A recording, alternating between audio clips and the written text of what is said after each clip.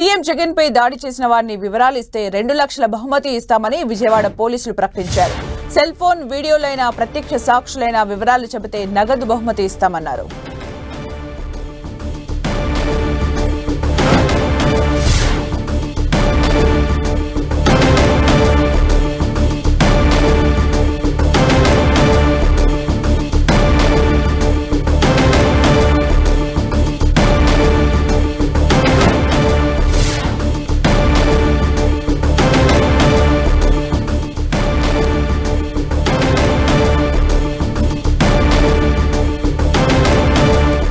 CM Jagan పై దాడి చేసిన వారి వివరాలు ఇస్తే 2 లక్షల బహుమతి ఇస్తామని విజయవాడ పోలీసులు ప్రకటించారు. సెల్ ఫోన్ వీడియోలైనా ప్రత్యక్ష సాక్షులైన వివరాలు చెబితే నగదు బహుమతి ఇస్తామన్నారు. ఇక మరిన్ని అప్డేట్స్ మా ప్రతినిధి తిరుమలరావు అందిస్తారు. తిరుమలరావు. సుమిత్ర, ఏదైతే ఉందో సీఎం జగన్మోహన్ రెడ్డి మీద దాడి చేయడానికి 2 రోజులు కావస్తున్నప్పటికీ ఇప్పటి వరకు పోలీసుల వద్ద ఎలాంటి ఆధారాలు లేవనే చెప్పాలి. ఇప్పుడు కొద్దిసేపటి క్రితమే ఒక ప్రకటన అయితే విడుదల చేయడం జరిగింది.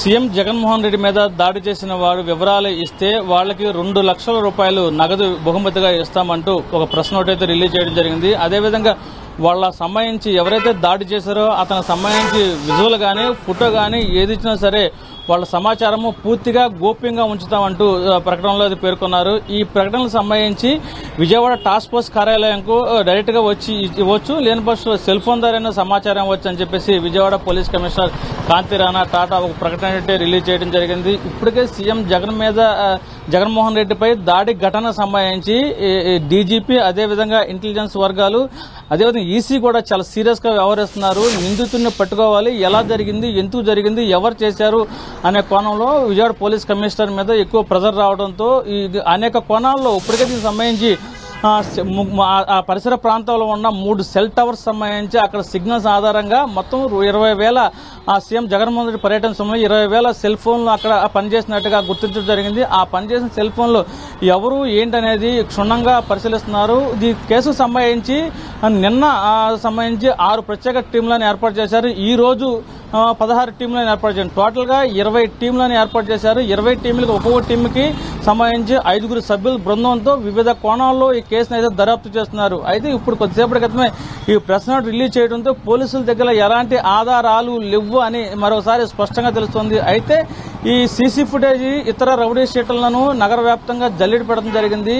వీఐపీ సంబంధించి సభలు సమావేశాలు ర్యాలీలు జరిగిన సమయంలో కొంత పిక్ పాకెట్ టీం కూడా అక్కడ ఉంటుంది. ఆ పిక్ పాకెట్ టీము వాళ్ళ పని వాళ్ళు చేసుకుపోతూ ఉంటారు. ఈ సంబంధించి ఇలాంటి పిక్ పాకెట్ టీముల మీద కూడా గంజాయి సేవించే వాళ్ళ మీద ఇతర మద్యం సేవించి అలజడి సృష్టించే వాళ్ళ మీద కూడా ప్రత్యేక టీములు ఏర్పాటు చేసి అన్ని నగర వ్యాప్తంగా స్పష్టంగా సంబంధించి పూర్తి స్థాయిలో వివరాలు సేకరిస్తున్నారు. వివరాలు సేకరిస్తుంది మరి కాసేపట్లోనే ఈ సంబంధించిన నిందితుడిని అరెస్ట్ చేస్తారు అంటూ వార్తలు వస్తున్న సమయంలో తాజాగా విజయవాడ పోలీస్ కమిషనర్ కాంతి రాణా టాటా అయితే ప్రెస్ నోట్ రిలీజ్ చేయడం జరిగింది. ఇప్పుడు వరకు మాకు ఎవరు దొరకలేదు, ప్రజల సహాయ సహకారాలు మాకు ఎంతో అవసరము, ప్రజల సహాయ సహకారాలు మాకు సహకరిస్తే పూర్తి స్థాయిలో నిందితులను పట్టుకుంటాము, ఆ సహాయం చేసిన వాళ్ళ రుణము మేము ఉంచుకోము, వాళ్ళకి 2 లక్షల రూపాయలు మేము నగదు ఇస్తామని చెప్పేసి ప్రెస్ నోట్ అయితే రిలీజ్ చేయడం జరిగింది.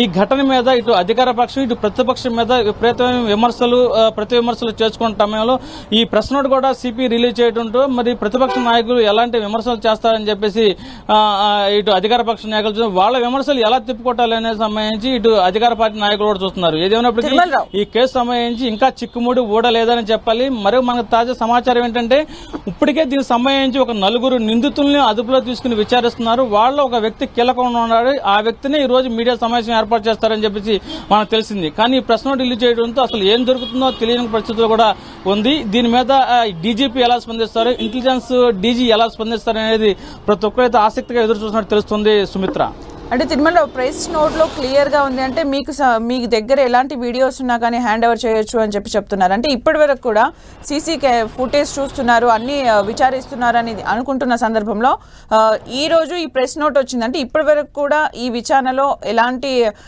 ఎవిడెన్సెస్ దొరకలేదు అని మనం అనుకోవచ్చా? ఎస్ సుమిత్ర, నువ్వు చెప్పింది అక్షర సత్యము. నిన్నటి వరకు ఒక ప్రత్యేక టీములు 20 టీములు ఏర్పాటు చేశాము. మొత్తం క్షుణ్ణంగా పరిశీలిస్తాము. సాంకేతిక పరిజ్ఞానాన్ని అదేవిధంగా సీసీ ఫుటేజ్ని పూర్తిగా పరిశీలిస్తాము. ఎట్టి పరిస్థితుల్లో పట్టుకుంటామంటూ నిన్న మధ్యాహ్నం ఇదే టయానికి విజయవాడ పోలీస్ కమిషనర్ కాంతిరాణ టాటా మనతో మాట్లాడడం జరిగింది. కానీ ఇదే టయానికి మళ్ళీ ఈ రోజు మాకు ప్రజల సహకారం కావాలి, ప్రజలు సహాయ సహకారాలు మాకు అందిస్తేనే నిందితుని పట్టుకుంటాము.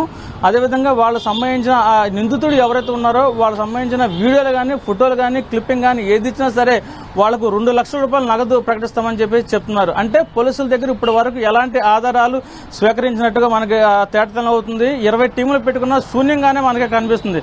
ఎందుకంటే ఒక పోలీసు వ్యవస్థ ఉంది, ఏపీ డీజీపీ సాంకేతిక పరిజ్ఞానం ఉంది, పూర్తి స్థాయిలో విచారణ ఏపీ పోలీసు అంటేనే సాంకేతిక పరిజ్ఞానంలో మొట్టమొదటి ప్లేస్ లో ఉంటారని చెప్పేసి ఇప్పుడు దేశవ్యాప్తంగా ఒక నమ్మకం అయితే ఉంది. కానీ ఆ నమ్మకాన్ని ఈ రోజు వమ్ము చేశారని చెప్పాలి. ఎలాంటి సాంకేతిక పరిజ్ఞానం ఉపయోగించినప్పటికీ పోలీసుల దగ్గర ఎలాంటి ఆధారం లేదు. వైట్ పేపర్ మాత్రం వాళ్ళ దగ్గర ఉండి దాని మీద రాసుకుంటా కూడా ఏమీ లేదు. దానికి మీరు ప్రజలు సహాయ సహకారాలు మాకు కావాలి. ప్రజలు సంబంధించి నిందితుడు సంబంధించి ఎలాంటి ఫుటేజ్ ఇచ్చినా, ఎలాంటి వీడియో ఇచ్చినా, ఎలాంటి క్లిప్పింగ్ ఇచ్చినా సరే మేము మీకు 2 లక్షల రూపాయలు ఇస్తామంటూ సిపి విజయవాడ కాంతిరాణ టాటా ప్రశ్నలు ప్రకటించడం ద్వారా మనకు అర్థమవుతుంది. సుమిత్ర, అలాగే తిరుమలలో అంటే సోషల్ మీడియా ప్రభావం ఎక్కువగా ఉన్న ఈ రోజుల్లో at the same time CM పైన దాడి జరిగింది. ప్రతిపక్షాలు అన్ని కూడా ప్రతిపక్షాలు అట్ ద సేమ్ టైం పాలక పక్షం రెండు కూడా విమర్శలు చేసుకుంటున్న సందర్భంలో నిజంగా అలాంటి ఎవిడెన్సెస్ ఉంటే ఇప్పటికీ సోషల్ మీడియా వేదికగా ప్రజలు ఏదో ఒక రూపంలో దాన్ని ప్రొడ్యూస్ చేసేవాళ్ళు. అంటే ఇప్పటికి కూడా పోలీస్ వాళ్ళు ప్రజలని అడుగుతున్నారు. అంటే ఇన్ కేస్ అలాంటికి సంబంధించి ఎవిడెన్సెస్ ఏవి లేకపోతే ఫర్దర్ ఏంటి? ఎస్ సుమిత్ర, ఇది నువ్వు చెప్పింది ఒకటి. సోషల్ మీడియాలో నిజంగా ఎవరన్నా ఈ క్లిప్పింగ్ అనేది తీసినట్టయితే 100% ఇది సోషల్ మీడియాలో ఈ క్లిప్పింగ్ ఈ 1 గంట 2 గంటలు 3 గంటల్లో కంపల్సరీగా వచ్చేసేది. అయితే సోషల్ మీడియాలో సంబంధించి ఎవరు క్లిప్పింగ్ తీయలేదు.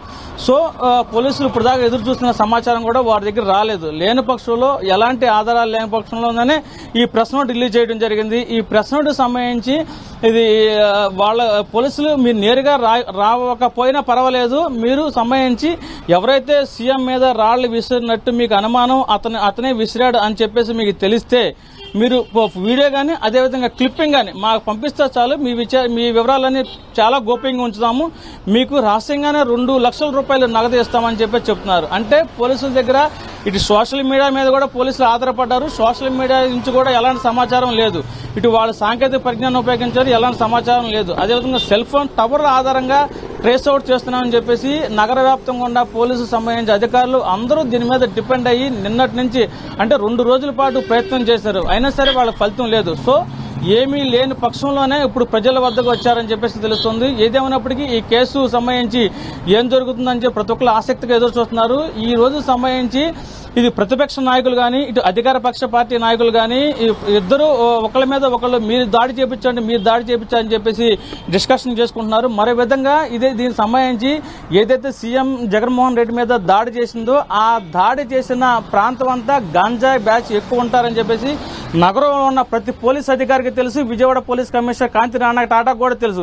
ఈ విషయాన్ని మనం ఒకసారి ఆయన దృష్టికి తీసుకెళ్లాం. సింగనగర్ ప్రాంతంలో అధికంగా గాంజాయి ఉంది. గాంజాయి మత్తులో యువకులు ఏం చేస్తున్నారో వాళ్ళకి తెలియట్లేదు. మహిళలను ఇబ్బంది పెడుతున్నారు. అర్ధరాత్రి సమయంలో కూడా చాలా ఇబ్బందికర పరిస్థితి గురవుతుంది. 2 మహిళా ఎస్సీలు మీ దగ్గర నుంచి ఆ స్టేషన్ లో పనిచేస్తున్న స్థానిక పోలీసులు చేస్తున్న వాళ్ళు గంజాయి ఆగడాలు తట్టుకోలేక ఇక్కడి నుంచి ఖాళీ చేసి వెళ్లిపోయారంటూ గతంలో కూడా మనం విజయవాడ పోలీస్ కమిషనర్ కాంతిరాణ దృష్టికి కూడా తీసుకెళ్లడం జరిగింది. అప్పుడు కూడా స్పందించలేదు. ఆ స్పందించకపోవడం వల్లే గాంజాయి మొకై ఈ అసంఘిక కార్యక్రమాలు పాల్పడే వాళ్ళు ఈ ఘటన చేశారని చెప్పేసి పోలీసులు కూడా ప్రాథమికంగా ఒక అంచనాకు వచ్చారు. వాళ్ళకి సంబంధించి కొంతమంది కూడా అదుపులో తీసుకుని విచారిస్తున్నారు. కానీ వాళ్ళు విచారించినప్పటికీ వాళ్ళ దగ్గర ఎలాంటి ఆధారాలు లేకపోవడంతో ఈ రోజు పోలీసులు ప్రెస్ నోట్ రిలీజ్ చేయడం జరిగింది.